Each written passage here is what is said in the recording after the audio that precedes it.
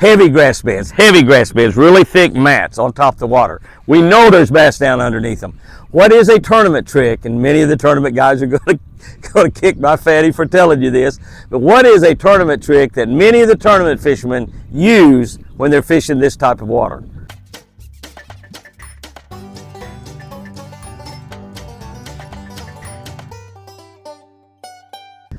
Good morning, guys and girls. July 27. Happy birthday to my beautiful Chris. Happy birthday, beautiful Chris. July 27. Jamie's birthday was a couple days ago, July 25.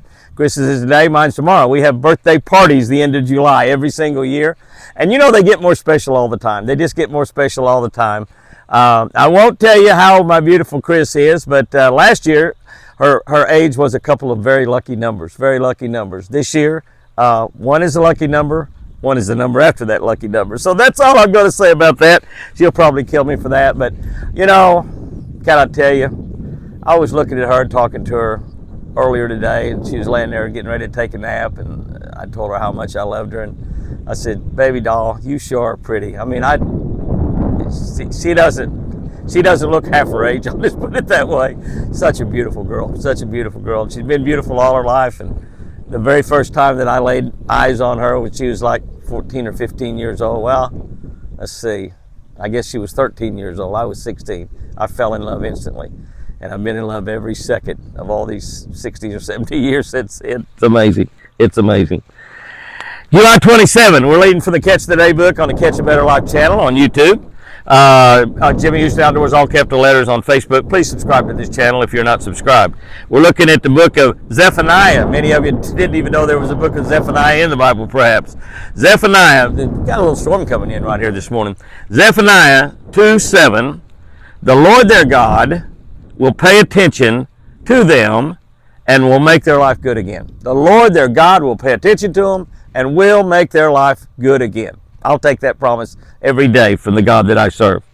Here's what I wrote about that. And this is really from many of my tournament days. It's frustrating to go those stretches when you can't get a bite. You change baits, you change locations, you change patterns, you can't get a bite. It seems like everything you do is wrong. If you fish tournaments, those stretches can quickly turn into an entire day. And then sometimes they turn into a couple of days. And then sometimes they turn into several tournaments. We simply get in that stretch where we go day after day after day, and it seems like we can't compete, we can't play. And as a tournament fisherman, a national tournament fisherman, I can see baseball players go through this same stretch, basketball players, when it seems like you have to fight the feeling inside of you that you're not good enough to play. When you're doing that and everybody else is catching fish and everybody else is getting checks and you're not, you just keep, I don't know how many times I've told Chris, I'm just not good enough to play with these guys. I'm just not good enough to play this game. These guys are all better than I am. And of course, she would reassure me and tell me that I could play them and remind the times when I'd beaten all of them and remind the time when I'd won Angler of the Year titles and all the classics I'd fished and all that. But life gets us that way too. Life, relationships, business, they all seem to throw these stretches at us also. The devil has a way of jumping in and piling on when that happens. When things are going bad, the devil will come on and he'll kick you right in the fanny or between the legs. He'll kick you where it hurts. He'll get you while you're down. One problem leads to another problem. Troubles seem to come in bunches from all directions. We're like that little guy in a cartoon that's got a cloud going over his head. No matter where he is, he's got a cloud going over his head all the time.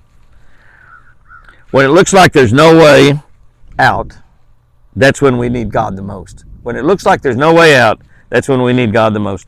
And that's when God is at his best. That's when God is at his very, very best.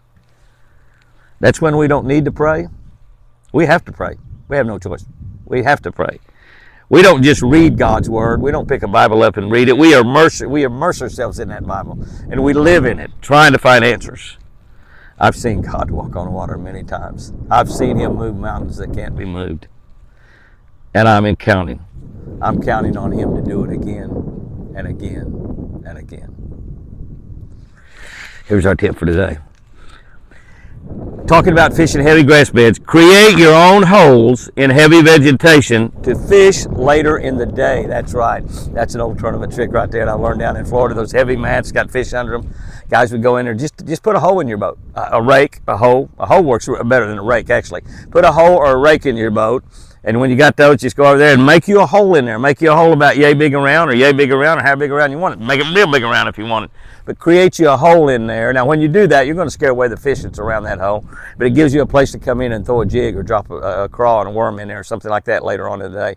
Create your own holes. You know where they are, but mark them. You know, put a red dot on them where you know exactly where they are. You can go right back to them. If you find you a real good grass bed, a real good mat that you caught a few fish out of it, probably a lot of fish in it. If you caught 2 or 3 out of it, probably a lot of them there.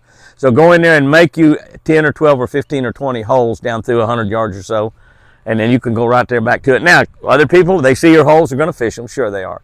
But those places, there's just miles and miles of that down there in Florida in some places that you fish. Create your own holes in them moss beds, and you'll catch a lot of fish. You'll catch a lot of, go back and fish them later in the day, and you'll catch fish. Now, they'll fill in over time, so you have to, this is something you want. It's great for tournaments because you go out there and practice, and then you fish a tournament. Works really, really good. Guys and girls, go out there and have you a great one. Fish lucky. And remember, I sure do love you.